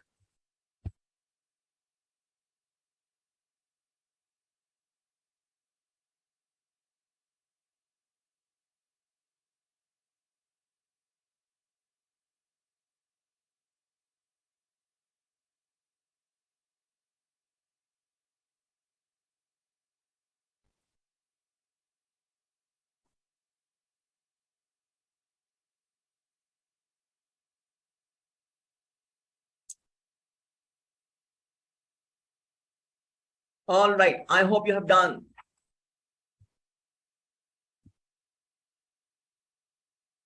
All right, okay ji, feedback आना शुरू हो गया. Yes, done. ओके. और जो स्लो रीडर्स हैं, कोई मसला नहीं है, वो पढ़ते रहिएगा बाद में. चूंकि नमाज का टाइम कम है, इसलिए हमें इसको कवर करना है. Okay. See an email to all appraisers, जिनकी अप्रेजल होती है, उनको मेल की जा रही है. राइट. क्योंकि साल के बाद अप्रेजल होती है, परफॉर्मेंस की अप्रेजल होती है, परफॉर्मेंस को जज किया जाता है, उनकी परफॉर्मेंस जज करने के बाद उनको इंक्रीमेंट्स और प्रमोशन दिए जाते हैं, उनको मेल की जा रही है एम्प्लॉइज को. Performance appraisal has still not been received even after passing the deadline. Since it was previous week, all the requested All are requested to submit their reports to their respective heads effective immediately. Much awaited HR department. अब देखिए इसकी beginning और इसकी ending देखिए, दोनों के अंदर आपको क्लियर नहीं हो रहा कि जनाब किस चीज की बात की जा रही है, कौन सी परफॉर्मेंस अप्रेजल की है, कब की है, और कितने लोगों ने भेज दी है, कितने लोगों ने नहीं भेजी है, और कब तक देनी है, और किसको देनी है, राइट, उसका नाम क्या है जिसको भेजनी है आपके, ये तक सब क्लियर नहीं है। बिगिनिंग के अंदर भी और एंडिंग के अंदर भी ऐसी कोई चीज नहीं है। जबकि उसके जवाब में मैसेज जो सही तरह से हमने लिखा है, इसके बिगिनिंग और एंडिंग देखिएगा, देखें हमने यहाँ लिखा है updated record of submitted appraisal report shows that 40% of the reports are still pending. यानी हमने लिखा है कि अपडेटेड रिकॉर्ड हमारा ये बता रहा है कि पहले हमारे पास कई लोगों ने नहीं भेजा था, जो अपडेटेड रिकॉर्ड है वो बता रहा है कि हमारे पास अपडेटेड रिकॉर्ड में कि हमारे पास 40% लोग ऐसे हैं कि जो जिन्होंने अब तक हमें जो है दैट शोज के 40% लोगों ने स्टिल पेंडिंग है, उन्होंने अपनी परफॉर्मेंस का रिकॉर्ड नहीं भेजा है पिछले साल की, जिसके बेस पे हम इंक्रीमेंट या प्रमोशन दे सकें, राइट। तो इसका मतलब ये हुआ कि बिगिनिंग ही वहां पे गलत हुई कि जनाब अपडेटेड रिकॉर्ड चाहिए वो लिखना था, और कितने परसेंट लोगों ने भेजा या नहीं भेजा, कितने लोग बाकी हैं वो कितने हैं। इसके अलावा हमने अब डेडलाइन दी है कि कब तक आपने भेजना है, हमने उन्हें कहा है कि जनाब एंड ऑफ द डे तक हमें, by the end of the day, आज एंड ऑफ द डे तक हमें ये भेज दें आप लोग, राइट। इसके अलावा किसको भेजें, हमने कहा कि जी ये एचआर ऑफिसर या एचआर मैनेजर हैं वो उन तक भेज दे, आपके असिस्टेंस के लिए आपको कुछ पूछनी हो तो आपके पास एचआर मैनेजर एचआर ऑफिसर मौजूद है, वो आपको गाइडलाइन दे सकता है, राइट। इसके अलावा ये कि किसको भेजना है आपने, ये कौन लिख रहा है, ये मिस्टर लुइस कह रहे हैं जो एचआर मैनेजर है, यानी आपकी कॉरेस्पॉन्डेंस किससे होगी, एचआर मिस्टर लुइस जो एचआर मैनेजर है उससे कॉरेस्पॉन्डेंस होगी अगर आप कुछ भेजेंगे तो, राइट। तो अब देखिए अब ज्यादा क्लियर है इसकी बिगिनिंग और एंडिंग, अब समझ में आ रहा है, वरना यहाँ तो ये समझ में आ रहा था किसने लिखा, किसको लिखा, किसको भेजना है, कब तक भेजना है, कितने लोगों ने भेजी है, कितने लोगों ने नहीं भेजी है, ना बिगिनिंग में समझ में आ रहा है ना एंडिंग में समझ में आ रहा है। Alright, I hope you understood कि हमने बिगिनिंग और एंडिंग के अंदर किसी भी मेल के अंदर किसी भी लेटर के अंदर किन चीजों का ख्याल रखना होता है, that's we have done. My dear students, यहाँ पे लास्ट हम जो कंक्लूड करेंगे इस चैप्टर को वो है कि आपने लेटर्स, रिपोर्ट्स, मेमोस, ईमेल्स या आपके चैप्टर्स हो या बुक हो, कुछ भी हो, उसमें वैल्यू एडिशन होती है अगर आप उसमें स्टैटिस्टिक्स का डेटा का इस्तेमाल करें। माय डियर स्टूडेंट्स, आप अगर किसी अपनी जब भी आप राइटिंग करते हैं तो उसके अंदर आप specific facts and figures use करें तो ज्यादा बेहतर होता है। आइए देखते हैं किस तरह से। देखें रिटन कम्युनिकेशन जब भी होती है उसको जब हम रिव्यू के प्रोसेस में होते हैं तो हम facts and figure, statistical evidences, जो कोई नंबर्स का इस्तेमाल है, कोई ग्राफ का इस्तेमाल है, कोई लाइन ग्राफ का इस्तेमाल है, या कोई ऐसी चीज है जिसकी वजह से वो चीज, वो डेटा, वो टेक्स्ट, वो बुक, वो चीजें समझ में आ जाएंगी, उसका हमें इस्तेमाल करना चाहिए, उससे उस चीज की वैल्यू एडिशन हो जाती है। यानी स्टैटिस्टिक्स के इस्तेमाल से, डेटा के इस्तेमाल से चीजों के अंदर वैल्यू एडिशन हो जाता है। आइए देखते हैं कि हम नंबर्स के इस्तेमाल से किस तरीके से अपने डेटा को एनहांस करते हैं। ये देखिए पहले एग्जांपल के अंदर ये है, इसमें लिखा कि your payment is overdue, follow up with the account, kindly follow up with the accountants। जनाब आपने अब ये लिखा कि your payment is overdue, भाई कितने दिन से ओवरड्यू है नहीं मेंशन, फिर आपने अकाउंट किसको देनी है, पेमेंट किसको देनी है वो तो बताएं, कौन से अकाउंटेंट को। एक ऑर्गेनाइजेशन के अंदर कई अकाउंटेंट्स होते हैं, तो यहां देखिए हमने उसके इंप्रूव वर्जन लिखा, तो हमने कैसे लिखा, हमने जब रिव्यू किया तो रिव्यू करने के बाद हमने लिखा कि your payment is 10 days overdue।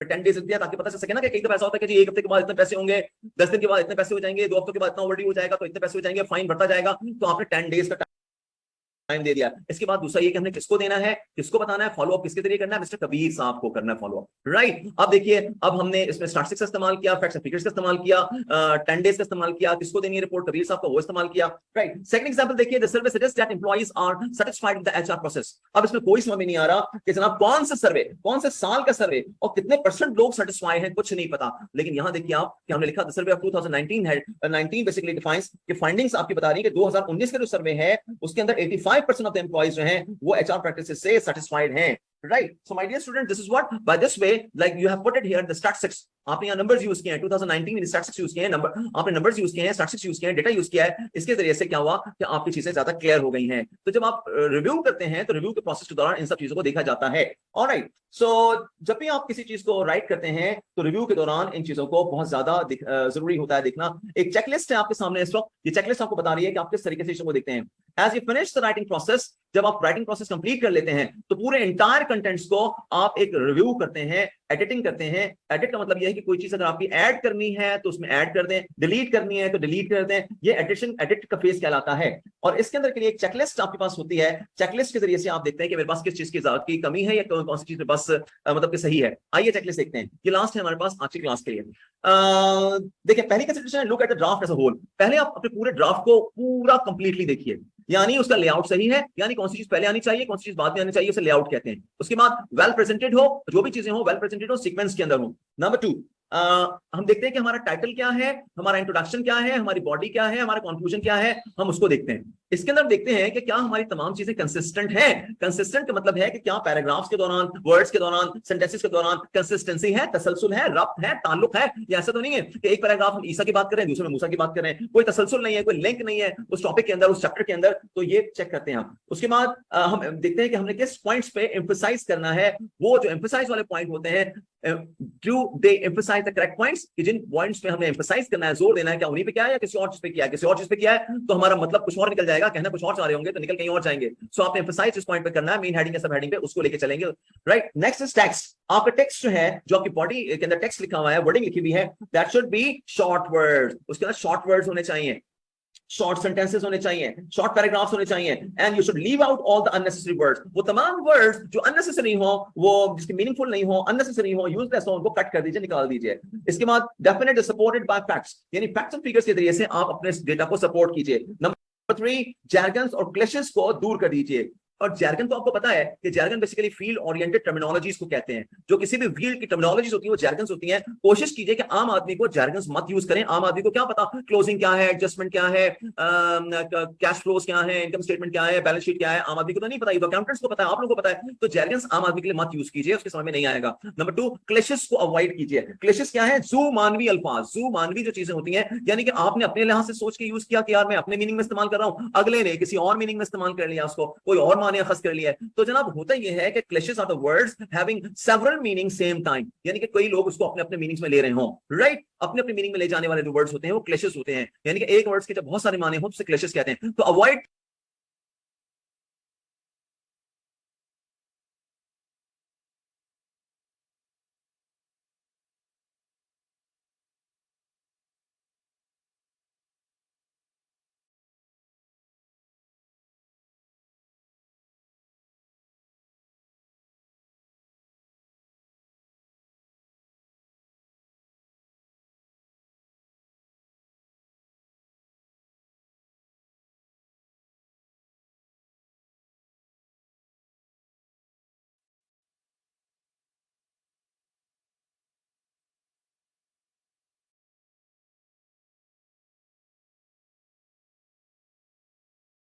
कीजिए जैर्गन्स को और क्लैशेस को।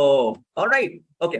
इसके बाद एप्रोप्रिएट टोन आपकी होनी चाहिए, यानी आपकी टोन अकॉर्डिंग टू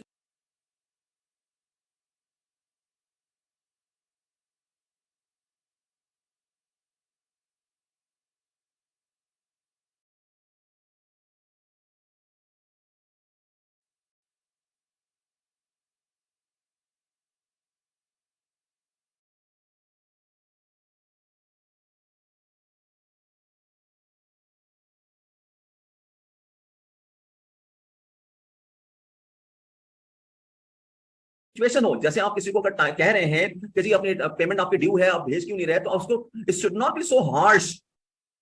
आपके रिटर्न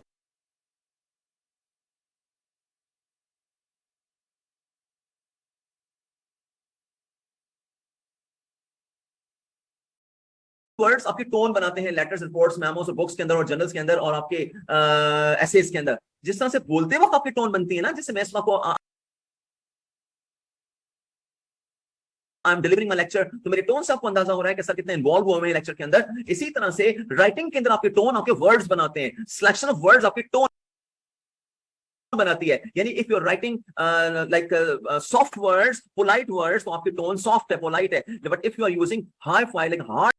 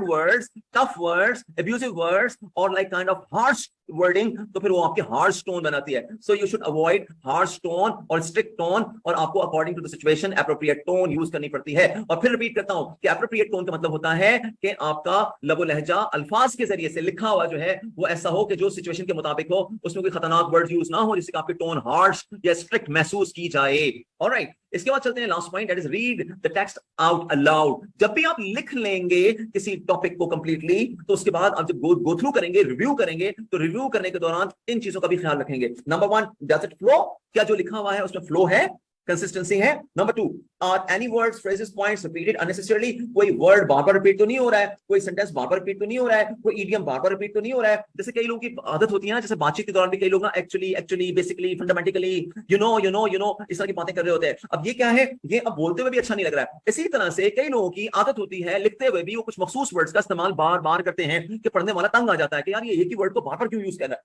तो my dear students, we should not repeat the same word again and again. अपने टेक्स्ट के अंदर ना यूज करें, क्योंकि रिपीटेड वर्ड जो होते हैं वो आमतौर से एनॉय करते हैं, अच्छे नहीं लगते, बुरे लगते हैं.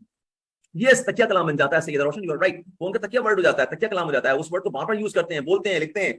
अच्छा, इसी तरह से जैसे मुझे कोई कहता है ना यू नो, मैं फौरन से कहता हूं no no I don't know. So इससे अगला फौरन से परेशान होता है, और नेक्स्ट टाइम वो यू नो का वर्ड इस्तेमाल नहीं करता. वो समझ जाता है कि ओ मैं बहुत ज्यादा यूज कर रहा हूं यू नो, और अगला कह रहा है कि नो आई डोंट नो. तो इस तरह से वो थोड़ा सा एकदम से अपने आप को रिस्ट्रिक्ट कर लेता है. राइट, एक हंसी मजाक भी हो जाता है, थोड़ा सा एक जोक भी हो जाता है, और नेक्स्ट टाइम के लिए वो ख्याल कर लेता है कि ओ अच्छा जबरदस्त. Okay, the last point is does all the information pass the need to have rather than nice to have test. My dear students, कुछ लोगों का ये ख्याल होता है कि और ये सेंटेंस, ये ईडियम, ये फ्रेज जो है ना बहुत जबरदस्त लग रहा है.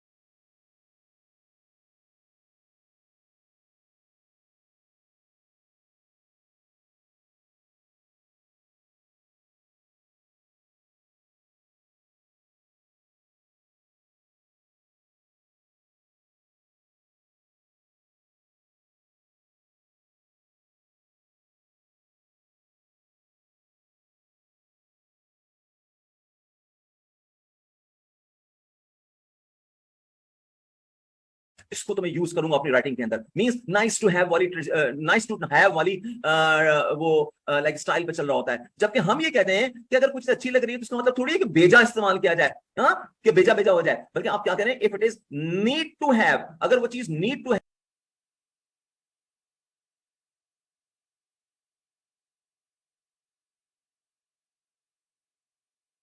उसकी जरूरत है, तो उस वर्ड की, उस सेंटेंस की, उस ईडियम की का इस्तेमाल कीजिए. सो आपका ईडियम, आपका वर्ड, आपका सेंटेंस, आपका फ्रेज वो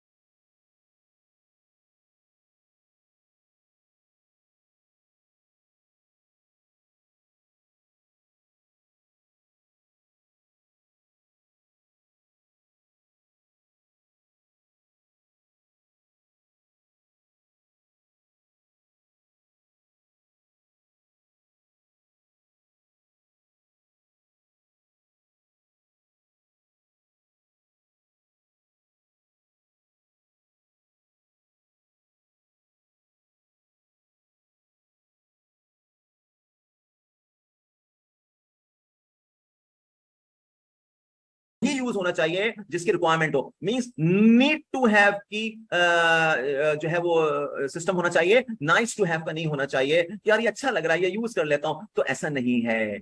हाँ, तो नीड टू हैव का होना चाहिए। My dear students, with this we have done the chapter, this chapter is over. आपका थोड़ा सा टाइम ऊपर लिया लेकिन आपका चैप्टर कंप्लीट हो गया। I hope you all understood, happy, healthy and इंशाल्लाह इन फ्यूचर वेल्दी टू, इंशाल्लाह with the help of efforts and the blessing of Almighty, right? So my dear students, here we have done the topic. आपके जबरदस्त किस्म के feedback का इंतजार रहेगा और अल्हम्दुलिल्लाह ये चैप्टर अपने एंड पे पहुंचा, इख्तिताम पे पहुंचा और मुझे अल्लाह ताला की जात से मुकम्मल ये उम्मीद है कि आपकी समझ में आ गया है और आप सबको भी कांग्रेचुलेशंस, आप लोग मुझे कांग्रेचुलेशंस दे रहे हैं, thank you very much Sakina and others, my dear friends. तो इंशाल्लाह फिर मिलते हैं नमाज के ब्रेक के बाद। हमारे पास भी नमाज का टाइम है 15 मिनट्स का और हम 15 मिनट्स के बाद आपसे मिलते हैं।